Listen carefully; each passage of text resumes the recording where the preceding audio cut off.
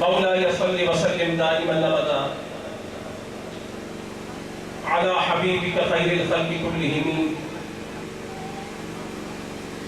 محمد سيد الكونين والثقلين والفريقين من عرب ومن عجم، هو الحبيب الذي ترجى شفاعته لكل هول من الأهوال مقتحمين.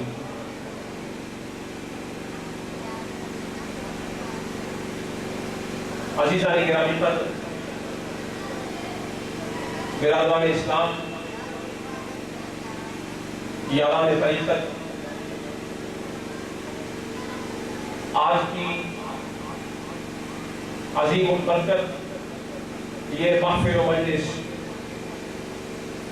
جو شب قدر کی عظیم ساعات اور عظیم لمحات میں انعقاد پذیر ہے، قدر والوں کو قدر والی برکت والی محفل نہایت ہی مبارکبادی اور مسرت کے پیغام کے ساتھ اللہ نے نصیب فرمائی ہے۔ اللہ تعالیٰ کا لاکھ لاکھ شکر جو خالق کائنات مالک کائنات وحدہ لا شریک، جس نے مصطفیٰ کے صدقے سے ہمیں رمضان جیسی عظیم ساعت سے اور عظیم نعمت سے ہمکنار فرمایا ہے۔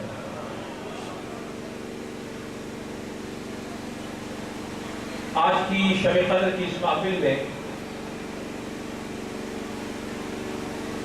اس عظیم گھڑی کی وہ برکات اور وہ فضائل جو حضور پاک صلی اللہ علیہ وسلم تاجدار کبریاء کی حدیث صحیحہ سے ثابت ہے اور صحیح کتابوں میں مذکور ہے، ان میں سے کچھ موتی چن کر آپ کی نظر کرنے کے لیے حاضر ہوا ہے۔ لیکن تمہیداً یہ عرض کر رہا ہوں کہ رب تعالیٰ نے قرآن کریم میں ایک مقام پر ارشاد فرمایا، وَلَقَدْ زَيَّنَّا السَّمَاءَ الدُّنْيَا بِزِينَةٍ الْكَوَاكِبِ، ہم نے آسمان دنیا کو ستاروں کی زینت سے مزین فرما دیا۔ وہ آسمان کے جسے ہم سر اٹھا کے اپنی نگاہ سے دیکھیں، اللہ تعالیٰ نے اس آسمان کو مزین کیا ہے، سجایا ہے، سنوارا ہے۔ کس چیز کے ساتھ فرمایا؟ کواکب، ستاروں کے ساتھ۔ تو اس سے معلوم ہوا کہ ہر چیز کی ایک زینت ہوتی ہے۔ کیا؟ ہر چیز کی ایک زینت ہوتی ہے، بناوٹ ہوتی ہے، سجاوٹ ہوتی ہے۔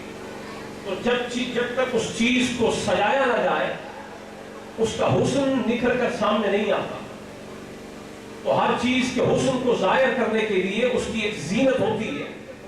تو اللہ نے جب یہ چاہا کہ میں آسمان کو سجا دوں تو رب تعالیٰ نے اس پہ ستارے سجا دیے۔ آسمان کو سجانے کے لیے اور اس کا سنگھار کرنے کے لیے آسمان میں اللہ نے ستارے لگا دیے۔ تو ستارے لگا کے اللہ نے بتایا کہ جس چیز کو سجانا ہو اس کا کوئی زیور بھی ہوتا ہے، اس کو آراستہ کرنے کے لیے، مزین کرنے کے لیے کچھ ایسے آلات ہوتے ہیں، کچھ ایسی چیزیں ہوتی ہیں جن کو اس کے ساتھ متصل کر دیا جائے تو اس چیز کا حسن نکھر کر سامنے آ جاتا ہے۔ تو ہر چیز کی ایک زینت ہے کہ جس سے وہ مل جائے تو زیادہ خوبصورت ہو جاتی ہے۔ مثلا مسلمان کی زینت اسلام سے ہے، مومن کی زینت ایمان سے ہے، متقی کی زینت تقوی سے ہے، عابد کی زینت عبادت سے ہے، زاہد کی زینت زہد سے ہے، صالح کی زینت صلح سے ہے، ولی کی زینت ولایت سے ہے، صحابی کی زینت صحابیت سے ہے، خلیفے کی زینت خلافت سے ہے، مہینوں میں آ جائے ربیع الاول کی زینت میلاد سے ہے، شعبان کی زینت شب برات سے ہے، رجب کی زینت شب معراج سے ہے۔ تو اسی طریقے سے اللہ نے آسمان کو زینت دی ہے، صرف تو ستاروں سے عطا فرمائی ہے۔ ہر چیز کی کوئی نہ کوئی زینت بنائی ہے، لیکن جب رمضان کا مہینہ اپنا مہینہ بنایا ہے تو کسی اور چیز سے زینت نہیں دی ہے، ایک رات سے زینت عطا فرمائی ہے جسے شب قدر بنا دیا ہے۔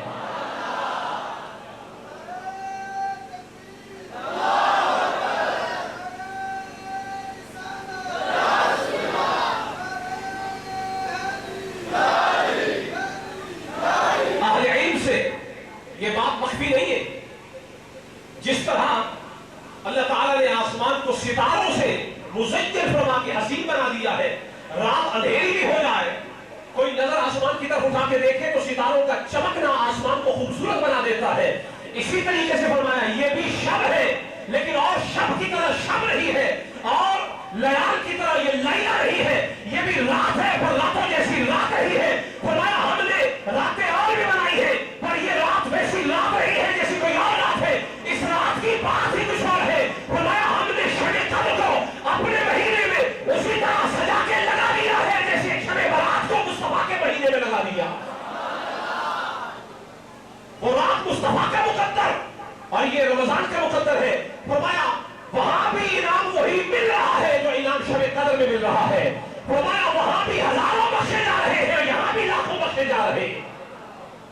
یہ قدر کی رات ہے. کون سی رات ہے؟ قدر کی رات ہے. اور اس رات کی شان یہ ہے کہ اللہ نے اس مہینے میں رکھی ہے کہ جو مہینہ اللہ نے فقط امت محمدیہ کو نہیں دیا, جو گزشتہ امتوں کو بھی عطا فرمایا. اور یہ گزشتہ امتوں کو بھی عطا فرمایا ہے. اور قرآن میں اللہ فرماتا ہے یا ایھا الذین آمنوا کتب علیکم الصیام, تم پر روزے فرض کیے گئے کما کتب علی الذین من قبلکم, جیسے تم سے پہلے لوگوں پر فرض کیے گئے, لعلکم تتقون, تاکہ تم متقی بن جاؤ. تو اس آیت سے معلوم ہوا کہ رمضان پچھلی امتوں کو بھی ملا ہے. رمضان اور حضور کی حدیث میں آتا ہے, فرمایا اللہ تعالیٰ نے اپنی کتابیں اپنے نبیوں پر اپنے ہی مہینے رمضان میں نازل فرمائی. فرمایا حضرت داؤد علیہ السلام کو زبور ملی ہے رمضان کے مہینے میں. کون سے مہینے میں؟ بولیے. سیدنا داؤد علیہ السلام کو کون سی کتاب ملی؟ زبور. کون سی کتاب؟ کون سے مہینے میں؟ رمضان میں. تو نبی بھی اللہ کا, کتاب بھی اللہ کی, اور جس مہینے میں نازل فرمایا ہے مہینہ بھی اللہ کا. سیدنا موسیٰ علیہ السلام کو تورات رمضان کے مہینے میں ملی ہے. حضرت عیسیٰ علیہ السلام کو انجیل رمضان کے مہینے میں ملی ہے. تو گزشتہ 3 کتابیں اللہ نے اپنے نبیوں کو اپنے مہینے میں عطا فرمائی ہے, اور جو خدا کا خاص اپنا ہے محمد مصطفیٰ, اس کو بھی قرآن اللہ نے اپنے مہینے میں عطا فرمایا ہے. لیکن یہ بات ثابت ہو رہی ہے کہ رمضان پہلے بھی ہے, لیکن یہ بات یقینی ہے کہ کسی کو شب قدر نہیں عطا کی گئی ہے. کسی کو شب قدر عطا نہیں کی گئی. شب قدر ایک ایسی رات ہے جو اللہ نے فقط اپنے محمد مصطفیٰ کو عطا فرمائی. کیوں؟ اس لیے فرمایا ان نبیوں میں کوئی نبی مصطفیٰ جیسا نہیں. ہوتا کوئی محمد مصطفیٰ جیسا تو میں قدر اسے بھی دیتا. خدا کی نظر میں جو سب سے اعلی قدر ہے وہ محمد مصطفیٰ ہے. فرمایا قدر کسی اور کو نہیں ملے گی, ملے گی تو اعلی قدر محمد مصطفیٰ کو ملے گی. اور شان کیا ہے؟ فرمایا لیلۃ القدر خیر من الف شہر. یہ شب قدر کی رات 1000 مہینوں سے بہتر ہے. بولیے بولیے. خوش قسمت ہے وہ حضرات کے جو لیلۃ القدر کی مبارک گھڑیوں میں سانس لے رہے ہیں. یہ گھڑیاں این سعادت ہر کسے نیست, یہ ہر کسی کو نہیں ملتی بزور بازو نیست, اور یہ زور بازو سے بھی نہیں ملتی. جسے اللہ چاہتا ہے اسے شب قدر عطا فرماتا ہے. جسے اللہ بخشنا چاہتا ہے, جس پر مہربانی کرنا چاہتا ہے, ایسی راتیں ان کو ملتی. تو شب قدر جو ہے وہ 1000 مہینوں سے بہتر ہے. اور یہ کتنے مہینوں سے؟ یہ سوال دماغ میں آتا ہے کہ 1000 مہینوں سے بہتر رات کسی اور نبی کو کیوں نہیں دی, حضور ہی کو کیوں دی ہے؟ آپ اس کا جواب لینا چاہتے ہیں کہ نہیں؟ شب قدر مصطفیٰ ہی کو کیوں ملی ہے, کسی اور نبی کو کیوں نہیں ملی؟ اس کا جواب سنن دارمی کے اندر ایک روایت میں موجود ہے. حضور کے ایک صحابی ہے, نام ہے حضرت ابو ذر غفاری. آپ حضرات کو آواز آ رہی پیچھے؟ پیچھے آواز ٹھیک آ رہی ہے؟ ذرا ایک دفعہ سبحان اللہ کہتے تاکہ مجھے معلوم ہو جائے آواز آ رہی. شب قدر 1000 مہینوں سے بہتر ہے. کتنی بولیے؟ سوال یہ پیدا ہوتا ہے کہ یہ مصطفیٰ ہی کو کیوں ملی, کسی اور نبی کو کیوں نہیں ملی؟ اگر کسی اور کو جیسے رمضان دے دی یا شب قدر بھی دے دیتے تو اس میں اختصاص میں کوئی فرق تو نہیں آنا تھا. لیکن خود مصطفیٰ کو خاص طور پہ کیوں عطا کی گئی؟ سنن دارمی میں حضرت ابو ذر غفاری حضور کے صحابی, انہوں نے عرض کیا حضور کی بارگاہ میں, یا رسول اللہ آپ یہ ارشاد فرمائیے کہ آپ کو کب یقین ہوا کہ آپ اللہ کے نبی ہیں؟ حضور نے فرمایا میں مکے کی وادی میں تھا، اسی اسنا میں آسمان سے دو فرشتے آئے، ایک آسمان میں معلق ہو گیا، ایک زمین پر اترا۔ آسمان والے نے زمین والے سے کہا کہ دیکھو کیا یہ وہی ہے؟ اس نے مجھے غور سے دیکھا اور دیکھ کر کہا ہاں یہ وہی ہے۔ اس نے کہا کہ ترازو لگاؤ اور ان کا وزن کرو۔ ترازو لگایا گیا اور میرا وزن کیا گیا، مجھے ایک آدمی کے ساتھ تولا گیا، میرا وزن کیا گیا ایک آدمی کے ساتھ۔ حضور فرماتے ہیں جب ایک کے ساتھ میرا وزن کیا گیا میں بھاری تھا۔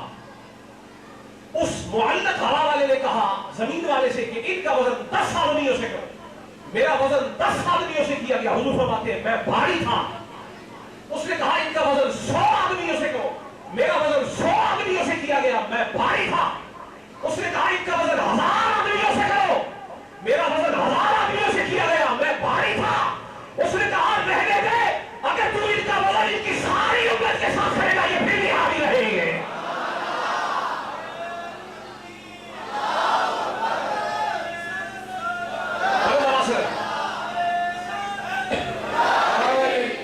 غلام مصطفیٰ جب شان مصطفیٰ سنتے ہیں تو نعرہ مصطفیٰ کے تنتنے چار باغی عالم میں گونجنے چاہیے۔ نعرہ رسالت، نعرہ رسالت۔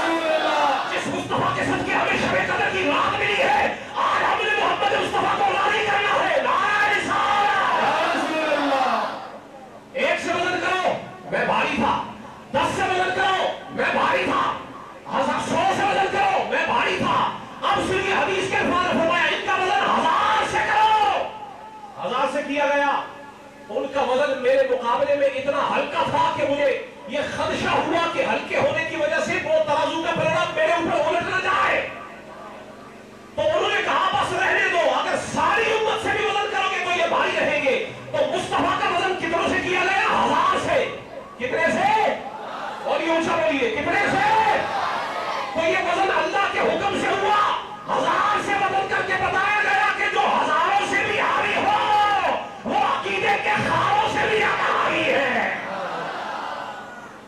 1000 سے وزن ہوا مصطفیٰ کا، حضور بھاری رہے۔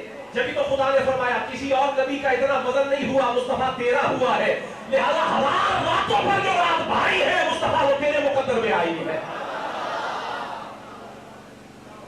1000 راتوں سے مصطفیٰ 1000 بندوں پہ حاوی تھے کہ نہیں تھے؟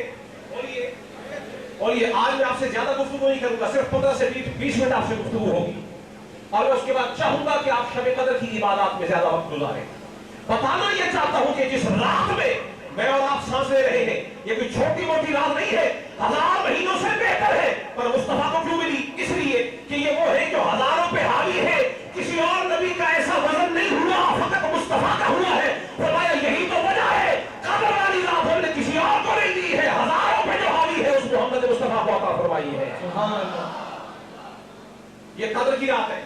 اور حضور علیہ السلام اپنے صحابہ کے مابین بیٹھے ہیں، آپ نے ذکر فرمایا، یہ ابن جریر نے اس کو نقل کیا ہے، محدث ابن کثیر نے اس کو نقل کیا ہے، اور فقہ شریف کی کتاب فتح القدیر کے اندر یہ حوالہ موجود ہے۔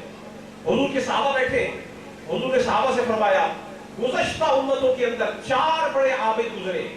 کتنے؟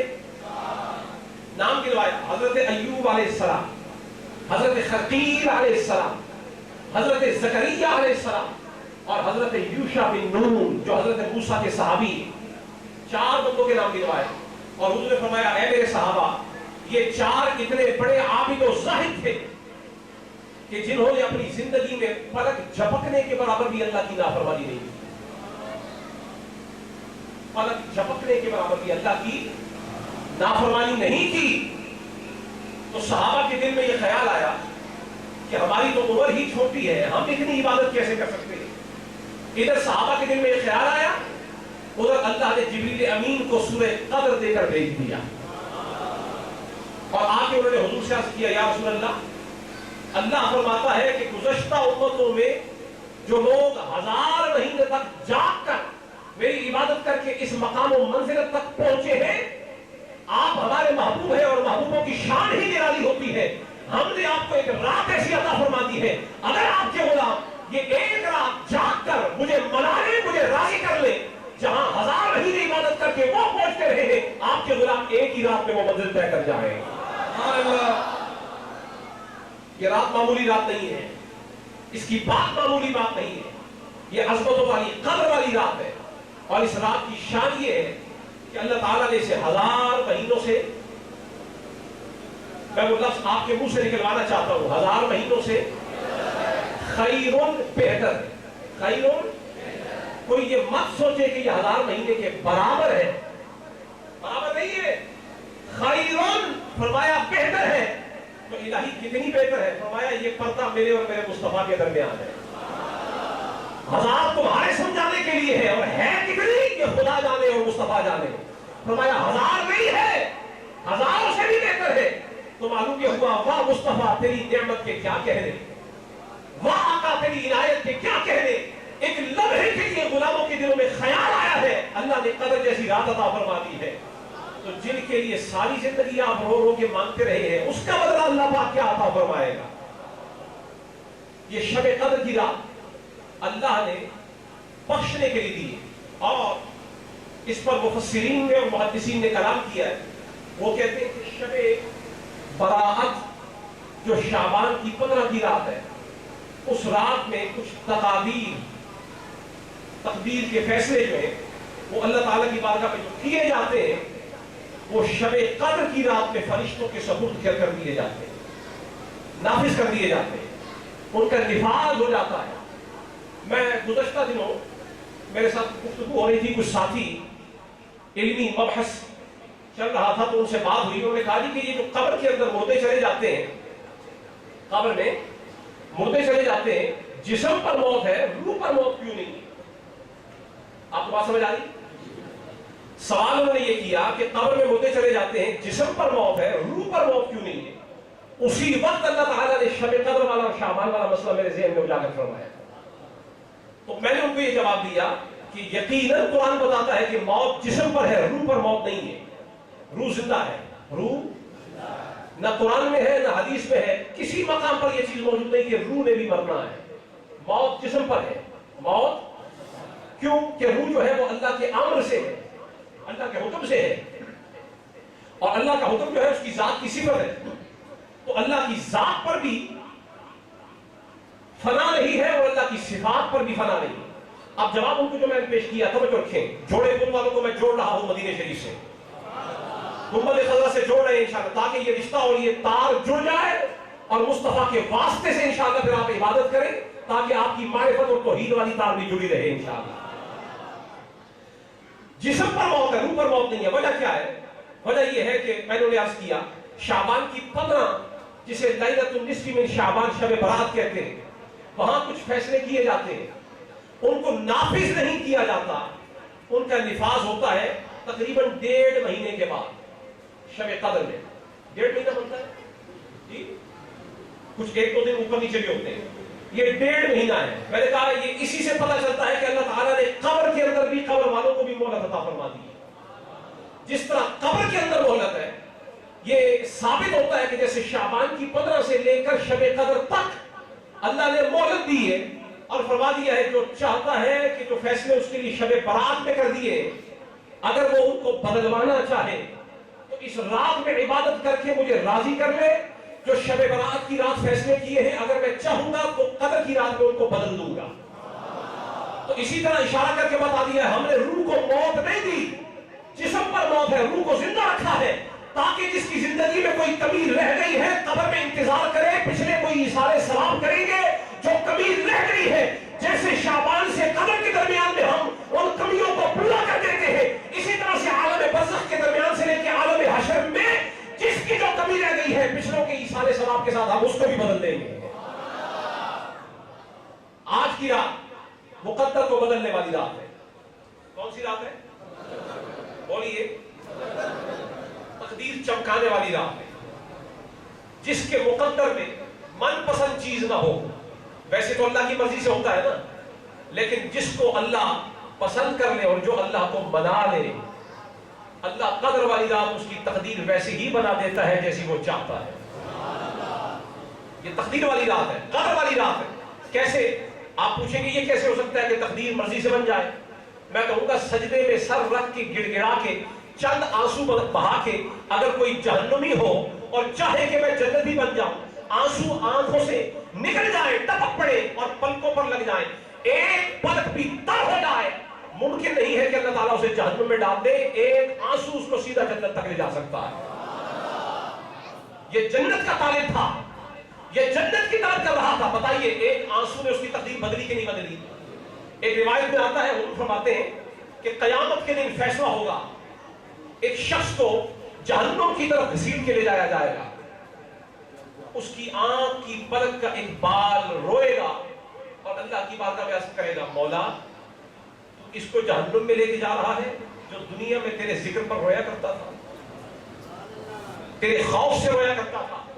میں گواہی دیتا ہوں کہ یہ دنیا میں ایک مرتبہ تجھ سے ڈرا تھا، اس کا دل کانپا تھا، اس کے جسم پر لرزہ طاری ہوا تھا، یہ تیری خشیت کے مقام سے گزرا تھا، اس پر تیرا خوف طاری ہو گیا تھا اور یہ تیرے خوف میں ایک گھڑی کے لیے رویا تھا، اس کی آنکھ سے ایک آنسو نکلا، ساری پلکیں تو تر نہیں ہوئی تھی، بس میں تر ہوا تھا اور میرا بھی کچھ حصہ تر ہوا تھا۔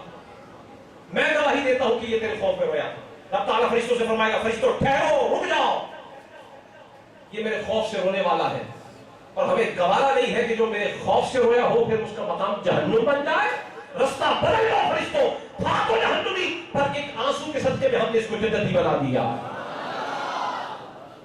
یہ تقدیر بدلنے والی رات، اسی لیے اسے شب قدر کہا جاتا ہے اور یہ قدر والوں کو نصیب ہوا کرتی ہے۔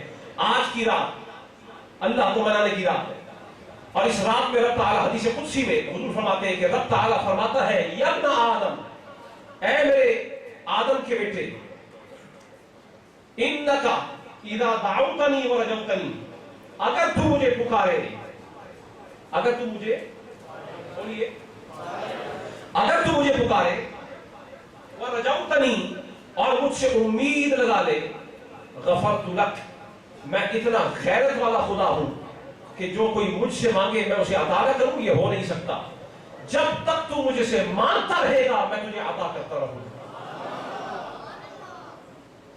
اور مجھے بڑے سے بڑے گناہگار کو بخشتے ہوئے کسی کی پرواہ نہیں، کسی کی غرض نہیں ہے، میں سمد ہوں، میں غنی ہوں، میں لاپرواہ ہوں، یا ایھا الناس انتم الفقراء واللہ غنی حمید، اے لوگوں تم فقیر ہو، تم بھکاری ہو، تم محتاج ہو، اللہ غنی ہے، اور اللہ تعالیٰ ساری کائنات کو عطا فرمانے والا ہے، جس کو جتنا دیتا ہے کسی کی وجہ سے نہیں دیتا، جس کو جتنا عطا کرتا ہے اپنی شان کریمی کے مطابق عطا فرماتا ہے، جسے چاہتا ہے جتنا عطا فرماتا ہے، اور فرمایا اگر بڑے سے بڑا گناہگار بھی میری بارگاہ میں آ جائے، مجھے بخشتے ہوئے کسی سے شرم اور حیا نہیں ہے، مجھے پرواہ نہیں ہے کہ کسی کو بخشتے ہوئے کسی کو اعتراض ہو، کون ہے جو خدا پر اعتراض کر سکتے کہ مولا اسے کیوں معاف کیا ہے؟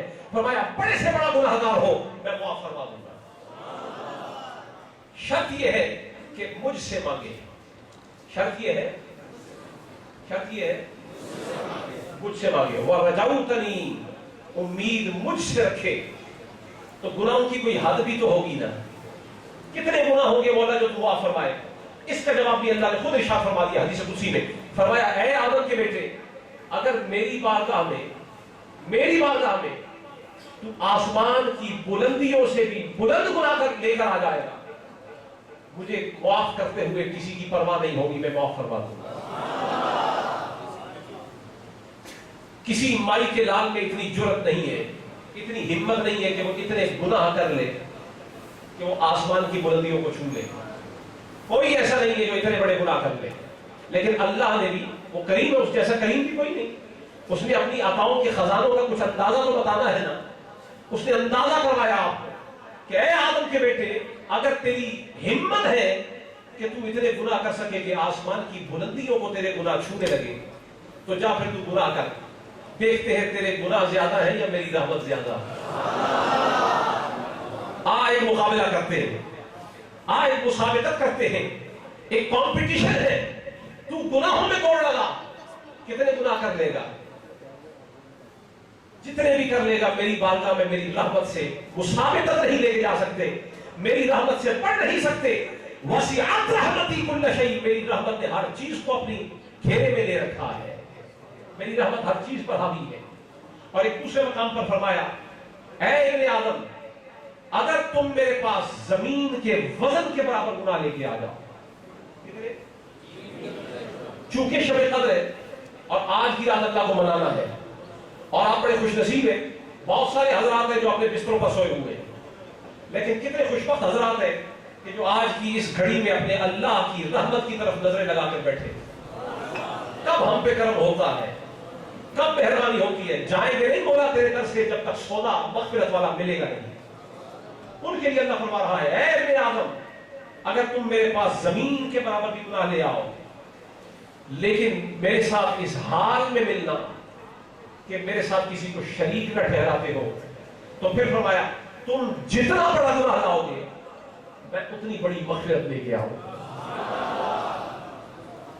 جتنا بڑا گناہ لاؤ گے میں اتنی بڑی۔ ایک بات سے باز کیا، میرے ساتھ شرک نہ کرنا، میرے ساتھ ان الشرک لظلم عظیم، اللہ کے ساتھ شرک کرنا سب سے بڑا ظلم ہے۔ اور قرآن میں اللہ فرماتا ہے ان اللہ لا یغفر ان یشرک بہ ویغفر ما دون ذلک لمن یشاء، اللہ تعالیٰ صرف شرک ہے جس کو معاف نہیں فرماتا، اس کے سوا جو اللہ تعالیٰ چاہے اسے معاف فرما دے گا۔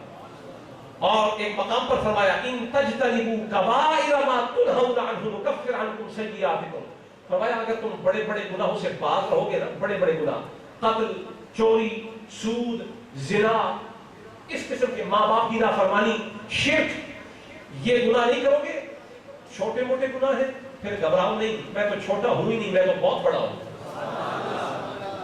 ان تجتنبوا کبائر، اگر تم بڑی بڑی جو بڑے بڑے گناہ ہیں اگر ان سے باز رہو گے، ما تنہون عنہ، جن سے تمہیں منع کیا گیا ہے، نکفر عنکم سیئاتکم، ہم چھوٹے موٹے گناہ تو ویسے ہی معاف فرما دیں گے۔ اپنے ایمان سے بتائیے اگر خدا نے بخشنا نہیں ہے تو پھر بخشنا کس نے ہے؟ اور خدا نے جو بخشش رکھی ہے یہ گناہ گاروں کے لیے تو رکھی ہے، بخشش گناہ گاروں کو نہیں دینی تو کس کو دینی؟ اللہ نے دو چیزیں رکھی ہیں، دو چیزیں، گناہ گاروں میرے سمیت اس پوری محفل میں، پوری دنیا میں میں یہ سمجھتا ہوں کہ مجھ سے بڑا گناہ گار کوئی نہ ہوگا، حقیقت ہے مجھ سے بڑا گناہ گار کوئی، میں تو یہ سمجھتا ہوں۔ لیکن اللہ نے دو خوشخبریاں بھی سنائی، ایک اپنی ذات کے حوالے سے، ایک مصطفیٰ کے حوالے سے۔ اپنے گناہوں کی طرف دیکھو تو کیفیت کچھ اور ہے، لیکن اس کے کرم کی طرف دیکھو، میرا خدا بھی کریم، میرا مصطفیٰ بھی کریم، دو کریموں میں گناہ گار کی بدنائی ہے، وہ بھی کریم، وہ بھی کریم۔ ادھر کیا ہے؟ حضور فرماتے ہیں شفاعتی بھی اہل الکبائر من امتی، فرمایا اللہ نے جو مجھے شفاعت کبریٰ عطا فرمائی ہے وہ میری امت کے بڑے گناہ گاروں کے لیے، بڑے گناہ گاروں کے لیے۔ اور ادھر اللہ تعالیٰ نے اپنی طرف سے مغفرت اور بخشش کے جو ترانے جو سنائے ہیں وہ بھی اس لیے سنائے ہیں کہ میرا مصطفیٰ بھی بخشوائے گا، کچھ تو میرے مصطفیٰ کے وسیلے سے چلے جائیں گے اور کچھ میرے کرم سے جہنم سے نکل کے جنت میں چلے جائیں گے۔ حتیٰ کہ ایک روایت میں آتا ہے کہ جو جنت کا داروغہ ہے وہ مالک نام ہے، اس کا کیا نام ہے؟ مالک۔ حضور علیہ السلام قیامت کے دن ولی شفاعت کریں گے، حافظ کریں گے اور نوزائیدہ بچے شفاعت کریں گے اور متقین کریں گے، شہداء کریں گے۔ آخر میں حضور علیہ السلام جب شفاعت کریں گے تو مالک جو خازن نار ہے، جہنم کے داروغہ، وہ حضور کی بارگاہ میں آ کے شکایت کریں گے کہ یا رسول اللہ آپ کی شفاعت سے تو اللہ تعالیٰ نے جہنم میں سے سارے ہی نکال کے